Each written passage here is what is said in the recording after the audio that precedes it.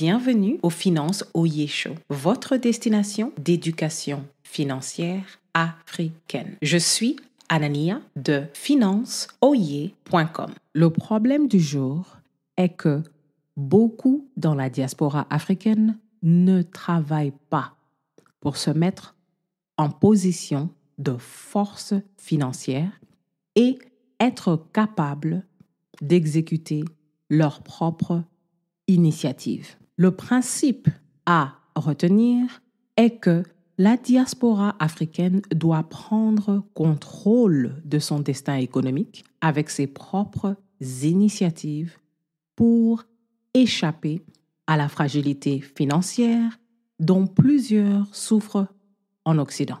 Voici ce qu'il faut faire et savoir. Les Africains doivent apprendre des autres diasporas qui sont en train de s'enrichir en Occident au point où elles se positionnent pour contribuer substantiellement à leur communauté et même dans leur pays d'origine. Il y a des diasporas qui optimisent leurs revenus, leur épargne, leur investissement en Occident. Un exemple qui m'a frappé, ce sont les étudiants indiens qui sont issus des universités américaines, qui sont rentrés dans le marché du travail américain et qui ont, pour la plupart, étudié science, technology, engineering, mathématiques, STEM.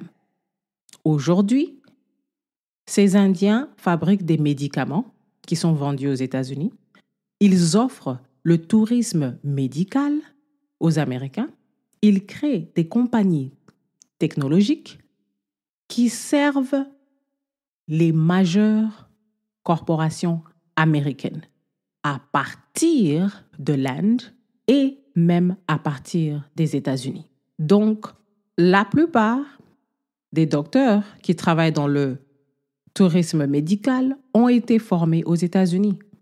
Ils ont fait Harvard Medical School, ils ont fait Medical School à New York et ils sont capables d'offrir un service de qualité aux citoyens américains à un prix compétitif. Les Indiens qui sont en train de créer des compagnies technologiques ont été ici à l'école à MIT, à Harvard, à Berkeley. Ils sont capables d'offrir un service de qualité d'après les standards américains à partir de leur pays.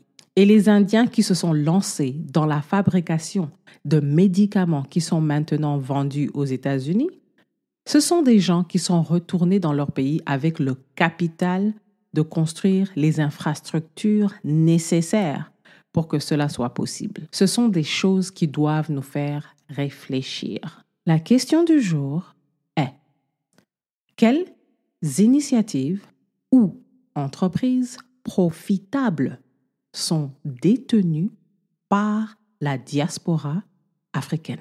Pour explorer nos ressources, veuillez cliquer le lien en description pour rejoindre notre newsletter.